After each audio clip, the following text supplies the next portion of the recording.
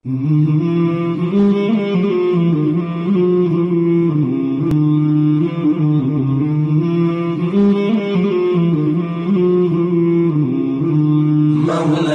صل وسلم دائما أبدا على حبيبك خير الخلق كلهم مولاي صل وسلم بسم اللہ الرحمن الرحیم الحمد للہ رب العالمین وصلی اللہ علی سیدنا محمد افضل الذاکرین وسید الشاکرین وامام المرسلین وخاتم النبیین وقائد الغر محجلین وعلی آلہ واصحابہ اجمعین ومن سلک طریقہم الی یوم الدین۔ قال اللہ عز وجل فی القرآن المجید فالذین آمنوا بہ وعزروہ ونصروا واتبعوا نور الذی انزل معہ اولئک هم المفلحون۔ صدق اللہ العظیم۔ قال رب اشرح لی صدری ویسر لی امری واحلل عقدۃ من لسانی یفقہوا قولی۔ اللہم انی اسألک علما نافعا وعملا متقبلا ورزقا طیبا۔ عزیز سامعین، السلام علیکم ورحمۃ اللہ وبرکاتہ۔ آپ صلی اللہ علیہ وسلم سے تعلق کی ہماری جو بنیادیں ہیں اس پہ ہم بات کر رہے تھے۔ یہ ایپیسوڈ نمبر 3 ہے، جس میں پچھلی بار ہم نے لیا تھا 2۔ اس آیت کو جو میں نے کوٹ کیا ہے وہ آیت کی دیکھیں معنی کیا ہے کہ آپ صلی اللہ علیہ وسلم پر جو ایمان لایا اور آپ کی تصدیق کی، یعنی جو لوگ ایمان لائے اور ان پر جنہوں نے ان کی توقیر و تعظیم کی اور جنہوں نے ان کی مدد اور حمایت کی، یعنی ان کے مشن میں ان کے دست بازو بنے اور ان کے مقاصد کی تکمیل میں اپنی صلاحیتوں اور توانائیوں کو کھپایا، اور جنہوں نے اس نور کا اتباع کیا جو ان کے ساتھ نازل کیا گیا، تو یہی وہ لوگ ہیں جو فلاح پانے والے ہیں۔ تو اس کو ہم نے 4 کیٹیگری میں بانٹا تھا۔ تو لاسٹ ٹائم ہم نے 2 لیا تھا کہ ایمان اور توقیر و تعظیم۔ آج ہم لیں گے حضور صلی اللہ علیہ وسلم کی نصرت و حمایت، ٹھیک ہے، اور پھر جو حضور صلی اللہ علیہ وسلم پہ جو نور یعنی قرآن نازل ہوا اس کی پیروی، اس کی اتباع کرنا، ٹھیک ہے۔ تو نمبر 3 جو آج ہم کر رہے ہیں کہ نصرت رسول صلی اللہ علیہ وسلم۔ تو دیکھیے یہ آیت جو ہم نے شروع میں پڑھی تھی، یہ اس کی تعلق کی جو تیسری بنیاد ہے نا، وَنَصَرُوهُ۔ تو جن لوگوں نے حضور صلی اللہ علیہ وسلم کی مدد اور حمایت کی، تو جب ہم یہ پڑھتے ہیں تو ہمیں ایسے لگتا ہے کہ مدد اور حمایت تو صحابہ کرام نے کی ہے، اس وقت کے زمانے کی بات ہو رہی ہے۔ یہ اس وقت کے زمانے کی بھی بات ہو رہی تھی، آج کے زمانے کی بھی، اور کل آنے والا یعنی قیامت تک کے آنے والے جتنے بھی کل ہیں وہ سب کے لیے اللہ نے یہ بات کہی ہے کہ جو لوگ بھی اپنے نا کیا بولتے ہیں نا حضور صلی اللہ علیہ وسلم کو مانتے ہیں، ان پر ایمان لاتے ہیں، تو وہ کیا کرتے ہیں، وہ اس بات کو سمجھتے ہیں، وہ اس بات کو پہلے سمجھتے ہیں، جانتے ہیں، اور اس کے بعد پھر اس پر عمل پیرا ہوتے ہیں۔ اب آپ دیکھیے، کبھی اس بات کو غور کریے گا کہ اللہ کے رسول صلی اللہ علیہ وسلم کو جب سیل آف پروفیسی کہا گیا ہے، یعنی وہ ختم نبوت ہے، ختم کہتے ہیں نا اس کو، مہر ہے، تو وہ جب مہر ہے کہ کوئی رسول ان کے بعد نہیں آئے گا، کوئی پیغمبر نہیں آئے گا، اور ایک جگہ آپ صلی اللہ علیہ وسلم نے فرمایا تھا اپنی 2 انگلیوں کو اٹھا کے کہ میرے بعد کیا ہے، قیامت ہے۔ تو اس لیے اللہ رب العالمین نے اس امتی کے درجات کو بھی بہت بلند کیا ہوا ہے کہ جو اس امتی میں سے جو لوگ بھی اس مشن کو لے کے اٹھیں گے تو وہ کون سا کام کر رہے ہیں، وہ نبیوں والا کام کر رہے ہیں، وہ رسول کی نصرت کر رہے ہیں، ٹھیک ہے نا۔ تو یہ بہت بڑا مقام ہے، اور اسی میں ہماری فلاح ہے، اسی میں کامیابی ہے، اور اسی میں ہماری بقا بھی ہے، یعنی ہم اسی میں رہ سکتے ہیں، اسی میں زندہ ہیں ہم، ورنہ ہم کچھ نہیں، ختم ہو جائیں گے، فانی ہو جائیں گے۔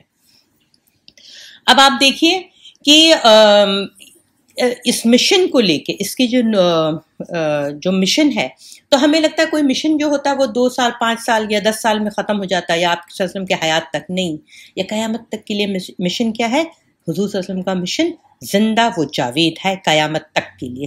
اس مشن کو کامیاب کرنے کے لیے جو بھی کوئی اپنا وقت لگائے، محنت، صلاحیت، دولت، ہر چیز جو بھی اس کے پاس اللہ نے دی ہے، جو بھی نعمت اللہ نے دی ہے، وہ سب کو اس کو لگائے، تو اس کا جینا اور اس کا مرنا، یہ سب کچھ ہمارا جو ہے کس کے لیے ہو، اللہ کے لیے ہو، اس کے رسول کے لیے ہو، اس کے مشن کے لیے ہو، تو تب ہم کیا کریں گے، کامیاب ہوں گے۔ ورنہ اگر یہ نہیں ہے تو ہم اپنے آپ کو دھوکہ دے رہے ہیں، ہمارا ایمان کا دعویٰ ہی کھوکھلا ہے اور فریب نفس پہ ہے۔ فریب کہتے ہیں دھوکہ دینا، یعنی ہم اپنے دل کو ہی، اپنے نفس کو ہی دھوکہ دے رہے ہوتے ہیں۔ لیکن جو لوگ حضور صلی اللہ علیہ وسلم ان کی مشن کی نصرت کرتے ہیں، یعنی اس مشن میں جو آپ صلی اللہ علیہ وسلم کی مدد کرتے ہیں، ان کے لیے دیکھیں بشارت قرآن میں دی گئی ہے۔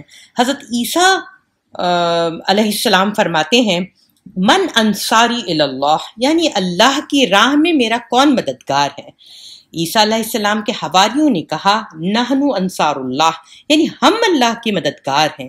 اس سے پتہ چلتا ہے کہ رسول کی نصرت اللہ کی نصرت ہے، اور اس عالم میں یعنی اس دنیا میں اگر دین پھیلے گا تو اللہ، رسول اور آخرت پر یقین رکھنے والے جو مومنین ہیں، صادقین ہیں، ان کی انتھک محنت، سرفروشیوں، ان کے ایثار، قربانی اور ان کی جد و جہد سے پھیلے گا۔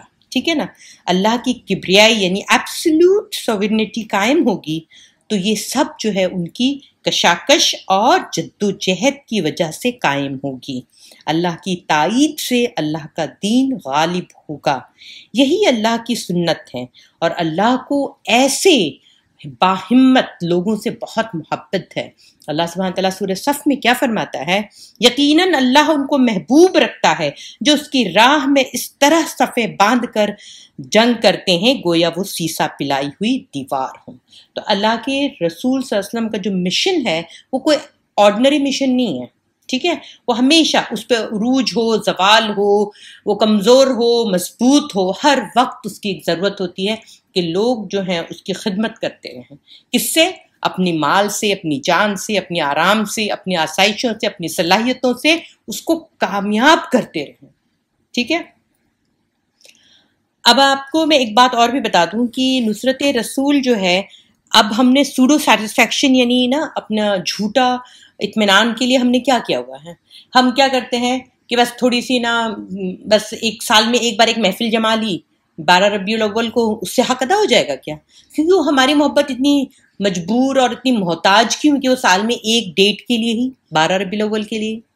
یہ ایسے کیوں نہیں ہو سکتا؟ ہم اپنے رسول سے اس قدر محبت کرتے ہیں، اس قدر محبت کرتے ہیں کہ ہمیں سال میں ایک دن کی ضرورت نہیں ہے، ہم سال کیا روزانہ کی بنیاد پہ محبت کرتے ہیں۔ اور دن میں تو میں تو کہتی ہوں اب آپ لوگ میرے ساتھ عہد کریے، آج سے ہم اللہ کے رسول کے مشن کے لیے جو نکلیں گے تو الگ بات ہے، پہلے تو عہد تو کریں، پہلے سچے دل سے مانے۔ تو آج سے آپ میرے ساتھ یہ عہد کریے کہ ہم انشاءاللہ ہر روز کی نمازوں میں، دیکھیے ہر روز کی نماز 5 ہے فرض، اس میں صرف 20 بار آپ نے درود پڑھا تو کتنی بار آپ کا ہو گیا؟ 100 بار ہو گیا۔ اور اس بولتے ہیں نا ایک بار آپ نے درود پڑھا تو آپ کے اوپر 10 رحمتیں نازل ہوتی ہیں۔ اسی وقت مانگیے کہ اللہ مجھے آپ صلی اللہ علیہ وسلم کے مشن کا حصہ بننا ہے، دیکھیے آپ کے اوپر کیسے دروازے کھلتے ہیں۔ ورنہ کیا ہوگا پتہ ہے؟ صرف آپ نے 12 ربیع الاول کا ہی دن چنا سال میں ایک بار، تو یہ تو بیوقوف بنانے والا کام ہے۔ وہ بڑا دھوکے باز جو شیطان کو اللہ نے کہا ہے قرآن میں، وہ بڑا دھوکے باز، کہیں تم کو دھوکہ نہ دے، آپ کو دھوکہ دے رہا ہے۔ کیوں؟ آپ سال میں ایک بار روز کریے نا محبت۔ روزانہ کرنے میں کیا ہے؟ روز دن میں 5 مرتبہ کریے، اور 5 مرتبہ بہت اپنے آپ کو بھی ریمائنڈ کریے، اپنے نفس کو ریمائنڈ کریے، اپنی زبان کو ترک کیجیے ذکر سے، اللہ کے اور رسول کے پر کیا بولتے ہیں نا بہت زیادہ کثرت سے درود بھیجنے سے۔ کیا ہم یہ کرتے ہیں؟ ہم نہیں کرتے ہیں۔ اب آپ دیکھیے اس مشن کے کامیاب کرنے کے لیے میں آپ کو بتا دوں کہ کس طرح سے اس مشن کے لیے لوگوں نے اپنی جانیں دیں۔ آپ کو پتہ ہے غزوہ احد جو ہوئی تھی، وہ غزوہ احد جس میں آپ کو پتہ ہے کہ وہ غزوہ جو ہے وہ بہرحال ہم ہارے نہیں تھے، لیکن اس کا دیکھیں اس کا سین پورا چینج ہو گیا تھا۔ اللہ سبحانہ تعالیٰ یہاں پہ بتا رہا ہے کہ ہادی برحق رسول وقت آپ صلی اللہ علیہ وسلم موجود تھے اس جنگ میں، ٹھیک ہے نا؟ آپ کے جان نثار صحابہ بھی تھے، لیکن تھوڑی سی جو ڈسپلن توڑا انہوں نے اس جنگ کو، جس نے پڑھا ہوگا اس کی سمجھ میں آئے گی میں کہاں سے کہہ رہی ہوں، اور جن کو نہیں، جنہوں نے پڑھا تو خدا کے لیے یہ کیسی محبت ہے رسول سے کہ اس کی زندگی کے بارے میں ہی نہیں جانتے آپ۔ تو بہرحال جو نہیں جانتے ان کو میں بتا دوں غزوہ احد میں 50 تیر اندازوں کو آپ صلی اللہ علیہ وسلم نے یہ جگہ بٹھایا تھا ایک ٹیلے پہ کہ ہماری تکہ بوٹی بھی ہو جائے تو آپ کو یہاں سے ہٹنا نہیں ہے، اپنی جگہ مت چھوڑیے گا۔ کچھ لوگوں کو چھوڑ کے باقی سب نے جگہ چھوڑ دی تھی، اور اس کی وجہ سے پھر کیا ہو گیا تو پوری جنگ کا پانسا پلٹ گیا تھا، اور خالد بن ولید جو سیف اللہ کہلا یعنی اللہ کی تلوار، وہ اس وقت دشمنوں کی فوج میں تھے، اور انہوں نے گھوم کر آ کے وہ نقصان پہنچایا 70 صحابی شہید ہوئے، اس میں سے سید الشہداء حضرت حمزہ رضی اللہ عنہ تھے۔ اب دیکھیے رسول موجود، جانثار صحابی موجود، اور جان سے زیادہ عزیز ان کے سگے چچا شہادت نوش کیے وہاں پہ، جام شہادت انہوں نے نوش کیا وہاں پہ۔ یہ تینوں چیز کو رکھیں اور دیکھیں کتنا پریکٹیکل دین ہے ہمارا۔ صرف دعاؤں پہ نہیں ٹکتا ہے یہ دین، آپ کو عملاً کچھ کرنا ہوتا ہے۔ جب وہ عملی طور سے آپ صلی اللہ علیہ وسلم کے ڈسپلن کو تھوڑا سا بھی توڑا، دیکھیں وہیں کا وہیں اللہ نے فیصلہ کر دیا اور جیتی ہوئی بازی پلٹ گئی، اور پوری جو ہے واپس سے وہ لوگ پلٹے، اور جو نقصان پہنچایا وہ الگ۔ اب یہ تو عالم تھا کہ جنگ کے میدان میں کندھے سے کندھا ملا کے سارے صحابہ کرام جانثار وفادار سپاہی آپ کے ساتھ کھڑے تھے، مگر تھوڑی سی بولتے ہیں نا وہ ڈسپلن قائم نہیں رکھنے کی وجہ سے اتنا بڑا نقصان۔ لیکن اس وقت کوئی اگر یہ دعویٰ کرتا محبت رسول کا یا عشق رسول کا اور وہ جنگ میں نہ شامل ہوتا، اور وہ کہتا نہیں میں گھر پہ ہی بیٹھا بہت درود اور بہت سلام بھیجوں گا، تو آپ بتائیے وہ بات کیسی لگتی؟ وہ مذہب کا خیس لگتی۔ تو آج یہ مشن جو ہے نا، جیسے احد کے وقت میں آپ صلی اللہ علیہ وسلم تھے اور صحابہ کرام ان کی مدد کر رہے تھے، اس سیم اسی طرح سے آج بھی یہ مشن اتنا ہی زندہ و جاوید ہے۔ ہمیں ہر وقت کے لیے، ہمہ وقت جسے کہتے ہیں، ہمیں اپنے اینٹینا کھلے رکھنا چاہیے۔ ہم اپنی ایمان کی حفاظت کرتے ہوئے دیکھیں، کیونکہ کیا ہو رہا ہے کہ یہ بہت آخر وقت میں ہم ہیں، تو آخر وقت والوں کے لیے یہ دیا گئی ہے بات، یہ حدیثوں میں ہے، اور اللہ کا بولتے ہیں نا بہت شکر ہے کہ وہ حدیثیں ہمارے پاس موجود ہیں، جس میں پتہ چلتا ہے کہ ایمان کی حفاظت آپ کو ایسی کرنی کہ دونوں ہاتھوں سے نہیں بلکہ دانتوں سے آپ کے ایمان کو پکڑنے کی ضرورت ہے، اور اگر اس کو نہیں پکڑیں گے تو یہ بھی حدیث سن لیجیے جس کا مفہوم ہے کہ صبح انسان کیا کرے گا، وہ مسلمان ہوگا اور شام میں وہ کافر ہوگا، اسے پتہ ہی نہیں چلے گا، کیونکہ شر اس قدر داخل ہو رہا ہے چاروں طرف سے، ہر طرف سے۔ اب دیکھیے ہمارے گھر میں وہ جو شر داخل ہو رہا کہاں سے؟ وہ گوگل سے، وہ جو ایک یہ ملا ہوا ہے، اس سے اللہ جانے لوگ کیا کیا دیکھتے رہتے ہیں، اور اس قدر دیکھتے ہیں کہ ان کو اتنا زیادہ ان کا نا وہ بولتے ہیں نا اٹینشن ڈیفیسٹ ہو جاتا ہے کہ وہ ذرا 5 منٹ بھی ایک چیز کو نہیں دیکھ پاتے ہیں۔ اگر ان کو بتایا جائے کہ یہ آدھے گھنٹے کی آڈیو ہے یا 20 منٹ 25 منٹ کا آڈیو ہے تو ان کو بھاری پڑتا ہے۔ وجہ کیا ہے؟ کانسنٹریٹ نہیں کر پا رہے ہیں۔ اب آپ سوچئے کہ آپ اگر 15 منٹ 20 منٹ آپ کے اپنے رسول سے محبت کے لیے وقت نہیں نکال پائیں گے تو آپ مشن میں کیسے کھڑے ہوں گے؟ جس طرح سے صحابہ کرام کھڑے ہوئے تھے۔ اب مشن میں کس طرح سے کھڑے ہونا، دیکھیے آپ صلی اللہ علیہ وسلم کے مشن میں کس طرح سے مطلب سہارا بننا ہے، کس طرح سے مدد کرنی ہے آپ صلی اللہ علیہ وسلم کی۔ آپ صحابہ کرام کی زندگی سے چند مثالیں میں دوں گی۔ ایک ہے سب سے بڑی خوبصورت مثال سعد بن معاذ رضی اللہ تعالیٰ عنہ کی یہودیوں کی سے دشمنی۔ ابو سعید خضری رضی اللہ تعالیٰ عنہ کہتے ہیں کہ بنو قریظہ کے یہودیوں نے اپنے پرانے حلیف حضرت سعد بن معاذ رضی اللہ تعالیٰ عنہ کے فیصلے کی شرط پر ہتھیار ڈال دیے۔ یعنی دیکھیے میں آپ کو پھر بتا دوں کہ جنگ احزاب تھی، اس میں احزاب اس کو کہتے ہیں، حزب کہتے ہیں پارٹی کو، احزاب یعنی آل پارٹیز یعنی تمام پارٹیوں کی جمع، ٹھیک ہے نا۔ تو جیسے ہم آج کہتے ہیں نا کہ نیٹو فورسز، یہ جو الائز فورسز ہیں، یہ لوگ جو وار اگینسٹ ٹیررزم کھڑے ہیں، یہ لوگوں کے جو الائز ہیں یہ لوگ سب مل کے کیا کریں، کس کے اگینسٹ لڑائی کر رہے ہیں۔ اسی طرح سے مکہ کے مشرکین بہت ساری پارٹی بن کے، چھوٹی چھوٹی بڑی پارٹی، اور سب سے بڑی جو پارٹی تھی وہ قریش تھے، مکہ کے وہ جو مشرک تھے اس وقت کے، وہ لوگ آئے تھے اور مدینہ پہ چڑھائی کی تھے، ٹھیک ہے نا۔ تو وہ جو جنگ ہو رہی تھی اس کو احزاب کہا جاتا ہے، جس میں پورے اور ساری قسم کے جو ہے نا اسلام دشمن والے لوگ تھے وہ اس جگہ کھڑے تھے، ان کے ساتھ کفار مکہ کے ساتھ، اور آپ صلی اللہ علیہ وسلم اور ان کے صحابہ کرام تنہا مدینہ میں۔ تو یہ وار اگینسٹ ایسے چل رہے تھے، حق اور باطل کی، وہی آج ہم دیکھ رہے ہیں، ٹھیک ہے۔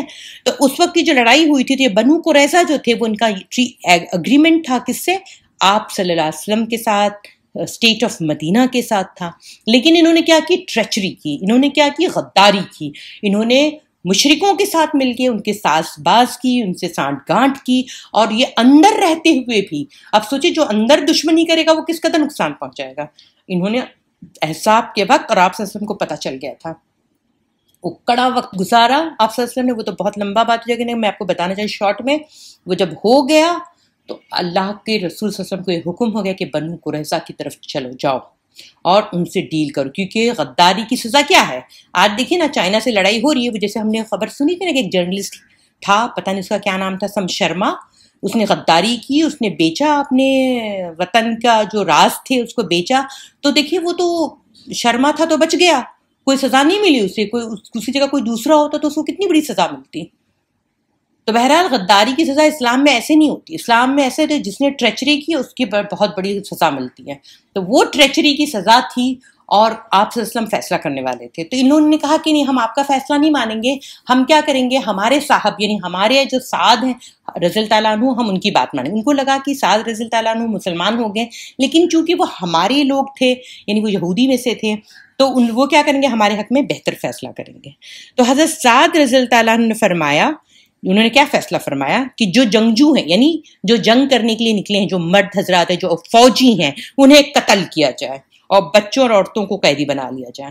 آپ صلی اللہ علیہ وسلم نے ارشاد فرمایا تو نے وہی فیصلہ کیا جو اللہ تعالیٰ کا حکم تھا. اور یہ بخاری میں ہے، ٹھیک ہے، اسے بخاری نے روایت کیا.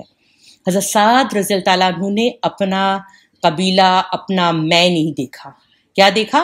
اللہ کے رسول صلی اللہ علیہ وسلم کی کس طرح سے تائید اور حمایت کرنی چاہیے، اور انہوں نے وہی فیصلہ کیا جو اللہ اور رسول کو محبوب ہوتا.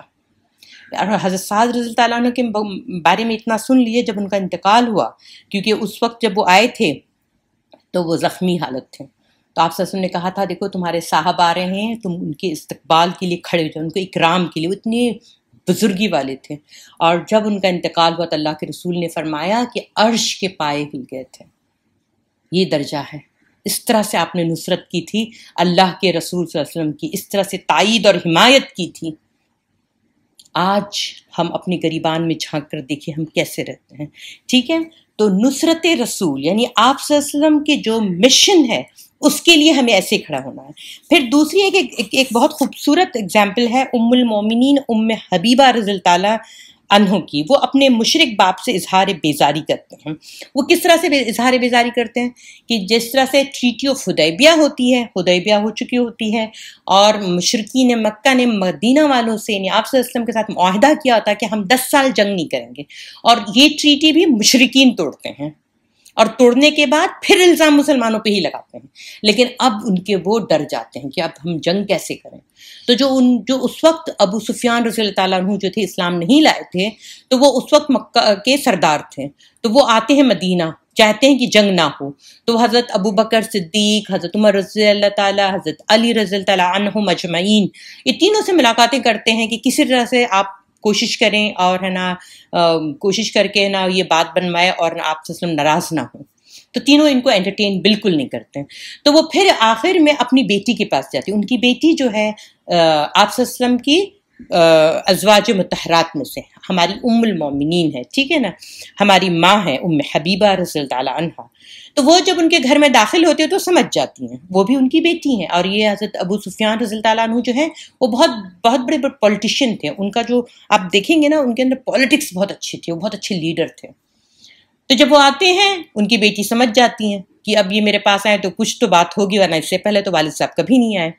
تو وہ ان کا بستر رکھا ہوتا ہے، ابو سفیان رضی اللہ تعالیٰ عنہ بیٹھنے والے ہوتے ہیں، انہوں نے بستر کو فولڈ کر کے ہٹا دیا. تو ابو سفیان رضی اللہ تعالیٰ عنہ یہ کارنامہ دیکھتے ہیں اور سمجھدار آدمی ہے تو کہتے ہیں بیٹا مجھے ایک بات بتاؤ، یہ بستر میرے لائق نہیں تھا یا میں اس بستر کے لائق نہیں تھا؟ تو ام حبیبہ رضی اللہ تعالیٰ عنہ فرماتی ہیں کہ یہ پاک بستر ہے اور اس پر آپ کے بیٹھنے کی کوئی گنجائش نہیں ہے، کیونکہ آپ مشرک ہیں اور آپ ناپاک ہیں. تو اس طرح سے آپ کو تائید اور حمایت صرف نا ایسے نہیں کرنی تھی، اس طرح سے کرنا تھا کہ وہ سامنے والا بات کے لیے کوئی منہ ہی نہ کھول پائے کہ آپ جا کے میری نا کیا مجھے سفارش کر دیجیے. اب سوچیے حضرت ابو سفیان کو کیا میسج چلا گیا، وہ بول ہی نہیں پائے کہ تم سفارش کرو. یہ ہوتی ہے مشن کی نصرت، اس طرح سے مدد کرنی ہے. ٹھیک ہے، اب ہم چوتھی بات پہ آتے ہیں، وہ ہے اتباع قرآن مجید. اب نبی اکرم صلی اللہ علیہ وسلم کی جو ہمارے تعلق کی جو چوتھی بنیاد کا ذکر ہے وہ ہے قرآن مجید، یعنی وہ ہے یہ نور، اس کو ہمیں اپنا رہنما ماننا ہے، اس کا اتباع کرنے کو کہا گیا ہے۔ تو یہاں یہ بات سمجھنے کی ہے کہ اللہ تعالیٰ نے کیوں زور دیا ہے کہ قرآن کی اتباع کرو، یہ ہمیں بہت زیادہ غور کرنا چاہیے۔ ٹھیک ہے، دیکھیے نبی صلی اللہ علیہ وسلم اس دنیا سے تشریف لے جانے والے تھے، حضور صلی اللہ علیہ وسلم کے بعد قیامت تک کے لیے کوئی جانشین اور قائم مقام نہیں ہے سوائے کو کس کے؟ قرآن کے۔ انسانیت کے تمام مسائل کا حل اور ہدایت ہمیں اسی فرقان حمید کتاب سے، کتاب المبین سے ہمیں ملتا ہے۔ ٹھیک ہے نا، تو یہ جو کتاب ہے وہ ایسی ہے کہ ہمیں کوئی پریشانی ہو، دیکھیں ہمیں اللہ سبحانہ تعالیٰ کہہ رہا ہے نا کہ ہمیں دنیا میں رہنا ہے، دنیا کے مسائل کو حل کرنا، دنیا کو ایسے چھوڑ نہیں دینا، کیونکہ ہم امانت دار لوگ ہیں، اللہ نے ہمیں ڈیپٹی بنا کے بھیجا، خلیفہ بنایا ہوا ہے، تو ہم جائیں، لیکن وہاں پہ جب بھی مسئلہ ہو، پریشر آئے، فوراً آئے کہاں پہ؟ آ کے اپنے سورس کی طرف آئے، قرآن کی طرف، اور وہاں سے اب بولتے نا حکمت کی باتیں، دانشمندی کی باتیں، ایمان کی باتیں اور یہ تمام چیزوں کو لے کے پھر آپ نئی امنگ کے ساتھ پھر سے دنیا کو فیس کرنے والے بنے۔ اسی لیے کہا گیا اس کو اتباع کریں۔ اس کی بالکل آپ ایسی مثال سمجھ لیجیے، دیکھیے آج کل کیا ہے، موبائل کا زمانہ ہے، سب کو موبائل بہت پسند ہے، سمجھ بھی آتی ہے، تو جس طرح سے موبائل کتنا ہی اچھا کیوں نہ، چاہے وہ ایپل کا ہو یا سیمسنگ کا ہو یا چھوٹا سا نوکیا ہی کیوں نہ ہو، مگر سب کو چارج کرنا ہوتا ہے کہ نہیں ہوتا، نہیں تو بیٹری ڈاؤن ہو جاتی ہے، وہ کسی لائق نہیں رہتا ہے۔ اسی طرح سے انسان کی بیٹری جب ڈاؤن ہو جاتی ہے، اس کو ریچارج کرنا ہوتا ہے، اس کو یا چارج کرنا ہوتا ہے، بیٹری چارج کرنی ہوتی ہے، تو کیا کرنا ہوگا آپ کو؟ قرآن سے ڈائریکٹ، اس کو ڈائریکٹ یہاں وہاں مت لگائیے۔ اگر آپ دیکھیے آپ نے ساکٹ برابر نہیں لگایا تو کیا آپ کا موبائل چارج ہوگا؟ نہیں، تو آپ کے دل میں یہ ساکٹ لگنا چاہیے اور یہ قرآن سے رہے گا، تب جا کے آپ اس اتباع کر پائیں گے اس نور کا۔ حضور صلی اللہ علیہ وسلم نے اپنے جمعۃ الوداع کے خطبے میں حضور نے جو آخری بات فرمائی تھی وہ اسی قرآن مجید کے بارے میں تھی۔ مسلم شریف کی روایت میں ہے، اللہ کے رسول کہتے ہیں، میں تمہارے درمیان وہ چیز چھوڑے جا رہا ہوں جس کا سرا اگر تم مضبوطی سے پکڑو تو کبھی گمراہ نہ ہوگی، وہ چیز ہے کتاب اللہ۔ اس خطبے میں حضور کے ارشادات کا انداز وصیت والا تھا۔ آپ صلی اللہ علیہ وسلم جیسے ایک وصیت کرتے ہیں نا، اس طرح سے کہا تھا، اور آپ نے یہ بات تاکیداً ارشاد فرمائی کہ میرے بعد قرآن کو تھامنا، اس کے دامن سے وابستہ رہنا اور ہرگز یہ خیال نہ کرنا کہ میں تم کو بے یار و مددگار چھوڑے جا رہا ہوں۔ دیکھیے جو آپ سے محبت کرتا ہے نا، وہ آپ کی فکر کرے گا۔ جس طرح سے ایک باپ اپنے بچے کے لیے نہیں محبت سے بتاتا ہے کہ دیکھو بیٹا یہ ہے، یہاں پراپرٹی ہے، یہاں ہمارا یہ ہے، وہ اپنے بتاتا ہے نا اپنے مال جو اس نے جمع کیا دینے کے لیے، اسی طرح سے رسول جو ہوتا ہے وہ اپنی امتی کے لیے، خاص کر آپ صلی اللہ علیہ وسلم تو قیامت تک کی امتیوں کے لیے پریشان رہتے تھے۔ انہوں نے کیا کہا کہ دیکھو تمہیں میں لاوارث نہیں چھوڑ کے جا رہا ہوں، اور وہ صادق المصدوق اپنے آخری وقت میں کیسے ایسی بات کہہ سکتے ہیں؟ اس لیے کہ واقعی ایسی بات ہے، قرآن کا ایک سرا جب ہم پکڑتے ہیں تو دوسرا سرا اوپر 7 آسمان پہ اللہ کے ہاتھ میں ہوتا ہے۔ خدا کے لیے اس کو پکڑ لیجیے، خدا کے لیے اس سے وابستہ ہو جائیے، اس کو مضبوطی سے تھامیے۔ اگر آپ جو ہے نا آج اگر چاروں طرف دیکھیں تو ہمیں دیکھنے کو ملتا ہے کہ قرآن کو مضبوطی سے پکڑنے کے بجائے ہم کیا کرتے ہیں، اس کو ریشمی کپڑے میں لپیٹ کے یا بہت اونچی جگہ رکھ دیا جاتا ہے، پھر کسی گھر یا دکان یا آفس وغیرہ کے جو انوگریشن ہوتی ہے یا بولتے ہیں نا ادگھاٹن ہوتا ہے، تو وہاں پہ پہلے دن ہم نے کیا کہتے ہیں، ہاں قرآن خوانی کروانی ہے۔ یہ ایسے ہوتا ہے، قرآن اس لیے نازل ہوا تھا۔ یا پھر کسی کی میت ہو تب وہاں پہ لوگ پڑھ کے بخشیں، کیونکہ وہاں پہ لوگوں کو پھر کیا لگتا ہے، وہاں پہ کوئی بات تو کر نہیں سکتے، وہاں پہ آپ اپنے فیشن کے اوپر بات نہیں کر سکتے، نہ فیشن ڈسپلے کر سکتے ہیں، تو وہاں پہ کیا کرنا ہے، وہاں پہ جلدی جا کے ایک ختم 3 ختم کیا، 4 ختم کیا، 10 ختم کیا، زیادہ امیر ہے تو اس نے کیا کیا، 4-5 مدرسے والے بچوں کو بلا لیا، اب وہ ختم پہ ختم کر رہے ہیں۔ تو یعنی اس طرح سے قرآن پڑھا جائے گا، اس طرح سے سمجھا جائے گا۔ قرآن اس لیے اترا تھا، اور قرآن سے دوری کی وجہ سے آج ہم اس مقام پر پہنچے ہیں۔ دیکھیے قرآن اس بات کا مستحق ہے کہ اس کے نا جو بھی دور آئے، مختلف ادوار، یعنی کبھی عروج کا دور، زوال کا دور، اور ہے نا پریشانی کا دور، غریبی کا دور، امیری کا دور، جو بھی دور ہو، اس دور میں آپ اگر دلی لگاؤ اور توجہ کے ساتھ پڑھیں گے تو انشاءاللہ آپ کو کیا ملے گے، آپ کو قرآن جو ہے وہ تعلیمات جو ہے آپ کو منور کرتی ہیں، آپ کو روشن کرتی ہیں۔ اور تازہ تازہ ہدایت آپ کو جو بھی چاہیے، وقت جو بھی آج کے حالات کی پرابلم ہے، وہ سارا پرابلم کا سولوشن کہاں ملتا ہے؟ قرآن میں ملتا ہے. لیکن بس صرف ایک نیت، آپ یقین کریں، اس کو میں تو آزمایا ہوا نسخہ سمجھتی ہوں. آپ جس نیت کے ساتھ قرآن کے پاس جائیں گے، قرآن آپ کو ویسے ہی جواب دے گا، ویسے ہی آپ کے پاس آئے گا. آپ کو میں بتا دوں کہ ہم اگر ہدایت کے لیے جائیں گے تو ہدایت کا وہ خزانہ ہے. ہم صرف جاتے ہیں اس لیے کہ ہم کو اسپریچولی ہمیں صحیح ہونا ہے. آج مجھے بہت تکلیف ہے، کل آپریشن ہونا ہے، تو مجھے بس اسپریچولی سننا ہے کہ میرا جو ہے یہ سن لوں، مجھے اس سے بہت فائدہ ہوگا، تو بس اتنا ہی فائدہ ملے گا آپ کو، اس سے زیادہ کچھ نہیں ملے گا. لیکن ایک انسان یہ سوچتا ہے کہ مجھے اللہ نے بتایا کہ یہ مطلب اس کا ڈائریکٹ یہ قرآن حبل اللہ ہے، اللہ کی رسی ہے، تو میں اپنے اس وقت کے دور میں جب میں روحانی ڈپریسڈ ہوں تب بھی پڑھوں گی تو مجھے انشاءاللہ میری روح کو بھی شفا ملے گی. میرے معاشی پرابلم ہے تب بھی انشاءاللہ مجھے جو ہے نا اس کو بینیفٹ ملے گا. لیکن مجھے سب سے زیادہ قرآن کے عقل کی بات، حکمت کی بات، اور ہے نا آپ کو اپنا کیسے معاملات کو طے کرنے کی بات، یہ تمام بات کیسے ہو، یا آپ اس نیت سے آئیں گے تو قرآن آپ کو ویسے ہی آپ قرآن کو پائیں گے. ٹھیک ہے، لیکن ہم ایسا نہیں کرتے ہیں، تو اس کے لیے کیا ہو جاتا ہے، ہم اتنے بڑے خزانے کے ساتھ بہت ہی نا بہت ہی گھٹیا، بہت ہی شرمناک رویہ ہمارا ہے، بہت ہی شرمناک. یہ اہل نہیں امت اس کتاب کی، ایسے لگتا ہے مجھے. تو بعض دفعہ ایسا لگتا ہے کہ اس کو اسی کتاب میں بتایا گیا ہے کہ جو پچھلی امت تھی ان کو اللہ نے اسی وجہ سے ہٹا دیا تھا کہ انہوں نے کتاب کو اپنی پشتوں پر رکھ دیا تھا، اپنی پیٹھ پر رکھ دیا تھا. ہم وہی کام کر رہے ہیں. اللہم احفظنا، اللہم احفظنا، اے اللہ تو ہمیں قرآن کا اتباع کرنے والا بنا دے. اب دیکھیے قرآن جو ہے وہ آپ کی حق میں نہ شفاعت کا بہت بڑا ذریعہ بن سکتا ہے. اگر آپ نے قرآن کو اپنی ہدایت کے لیے، اپنے نا ایمان کے لیے پڑھا اور اپنی کامیابی کے لیے پڑھا، تو انشاءاللہ وہ آپ کے لیے قیامت کے دن بھی آپ کے لیے شفاعت کا بنے گا. لیکن اگر آپ نے اس کے ساتھ ہے نا وہ چوم کے اوپر رکھ دیا، ٹائم نہیں ہے میرے پاس، اتباع نہیں کیا، تب کیا ہوگا؟ تب آپ کو قرآن چھوڑے گا، وہ آپ کے خلاف گواہی دے گا. وہ آپ کے خلاف ایسی گواہی دے گا کہ جیسے نا پھر آپ اس کی وہ ایسا وکیل ہے کہ بس وہ پھنسا دے گا. پھنسائے گا نہیں، نعوذ باللہ، مطلب آپ کے کارنامے ایسے کھولے گا کہ آپ بالکل نا خسارے میں آ جائیں گے. تو اس لیے اس کو اپنے حق میں کرنے کے لیے آج اس کے ساتھ وقت بتائیے. دیکھیے قرآن کیا کہہ رہا ہے. ابھی قرآن کی نا بہت ساری نور کی باتیں ہیں، لیکن میں کچھ باتیں بتا دینا چاہتی ہوں کہ جو ہم نے ٹاپک شروع کیا تھا، یہ جب ہم نے یہ سیریز شروع کی تھی تو میں نے پہلا ایپیسوڈ جو تھا وہ اسلاموفوبیا پہ تھا. میں اگلی بار جو میں نے بتایا تھا کہ جو لاسٹ ہمارا ہے یعنی آنے والا جو ہے انشاءاللہ، اس میں اسلاموفوبیا کے تمام جواب ہیں. لیکن اس سے پہلے میں ہلکا سا کلو دینا چاہتی ہوں. اس میں ہلکا سا کلو دینا چاہتی ہوں کہ کس طرح سے ایک آرڈنری آدمی، ایک انڈیویجول آدمی، اور کس طرح سے ہیڈ آف دا اسٹیٹس اگر قرآن کو صحیح سے پڑھے ہوتے، اس کو اتباع کرنے والے ہوتے، تو آج ہم اتنی تکلیف میں نہیں ہوتے کہ فرانس کے صدر نے جو کہا ہے ہمیں.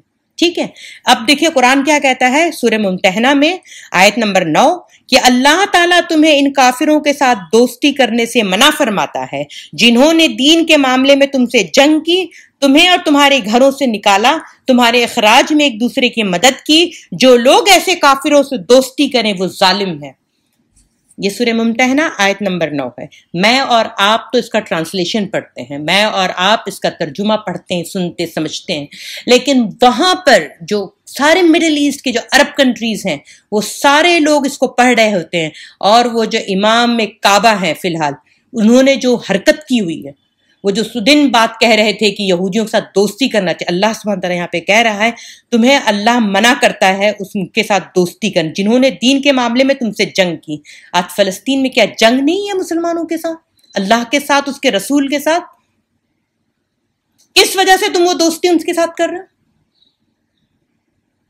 اور پھر آپ اللہ سبحانہ تعالیٰ کا تمہارے گھروں سے نکالا، تمہارے اخراج میں ایک دوسرے کی مدد کی.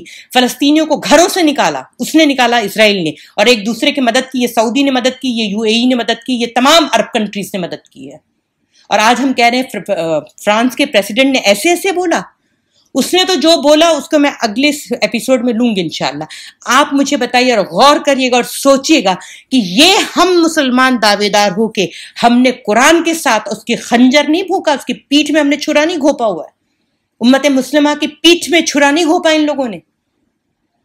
ایز این انڈیویجول آپ سوچیے کہ ہمیں ایسے لوگوں کو پسند کرنا چاہیے. اللہ ہم جیسے لوگوں کو بتا رہا ہے, ہم جیسے لوگوں کو, جو ہم لوگ ایک انڈیویجول ہیں, ہمارے ہاتھ میں کوئی اقتدار نہیں, پاور نہیں. اللہ کہتا ہے سورہ توبہ میں آیت نمبر 23 میں کہ اے لوگوں جو ایمان لائے ہو اپنے باپوں اور بھائیوں کو بھی اپنا دوست نہ بناؤ اگر وہ ایمان پر کفر کو ترجیح دیں, تو جو انہیں دوست بنائے وہ ظالم ہوں گے. آپ سوچیے, یہ اتباع ہے قرآن کا, یہ اتباع ہم کر رہے ہیں. اسی لیے علامہ اقبال نے ایک بہت اچھی بات کہی تھی. انہوں نے کہا تھا کہ وہ زمانے میں معزز تھے مسلمان ہو کر, یعنی جب وہ معزز تھے مسلمان ہو کے تو جو لوگ دین پر قائم تھے, جن کا ایمان اتنا مضبوط تھا, یہ چاروں بنیادیں ان کی صحیح تھیں, تو اللہ نے ان کو دنیا میں بھی عزت دی تھی. اس کے بعد ہم خوار ہوئے تارک قرآن ہو کے, یعنی ہم ذلیل و خوار ہو رہے ہیں قرآن کو ترک کر کے. سمپل بات ہے, یہ 2 لائن میں انہوں نے اتنا بڑی حکمت کی بات بتائی ہے کہ وہ معزز تھے زمانے میں مسلمان ہو کے, ہم خوار ہوئے تارک قرآن ہو کر. تو یہ حضور صلی اللہ علیہ وسلم کی ہمارے صحیح تعلق کی یہ 4 بنیادی باتیں تھیں جو میں نے آپ کے سامنے رکھی. انشاءاللہ اگلا جو ایپیسوڈ ہوگا وہ اسلام فوبیا کا جو میں نے لیا تھا پہلا ایپیسوڈ, اس کا جواب آپ کو اس میں ملے گا انشاءاللہ. میں آپ لوگوں سے گزارش کروں گی کہ آپ لوگ سیکنڈ ایپیسوڈ کو بھی اچھے سے سنیے, تھرڈ کو بھی سنیے, لیکن اب اگر آپ کو اس کا جواب سننا ہے تو پہلے ایپیسوڈ کو غور سے سن لیجیے گا, کیونکہ اس میں آپ کو پھر ایک بار کیا ہوگا, ریمائنڈر ہو جائے گا. اچھا, جو لوگ دہرا کے سنیں گے تو آپ کو میں ایشور کرنا چاہتی ہوں کہ اللہ کی راہ میں, آپ سے کی محبت میں آپ اپنا جتنا بھی وقت لگائیں گے وہ انشاءاللہ وہ انویسٹمنٹ ہے دنیا اور آخرت کے لیے. ٹھیک ہے, تو اس مجھے اجازت دیجیے. انشاءاللہ میں اگلے ایپیسوڈ جب آؤں گی تو کوشش کروں گی کہ میں تمام جواب جو ہے وہ اچھے سے آپ کو دوں. سبحانک اللہم بحمدک اشہد ان لا الہ الا انت نستغفرک و اتوب الیک. جزاک اللہ خیر. شکراً.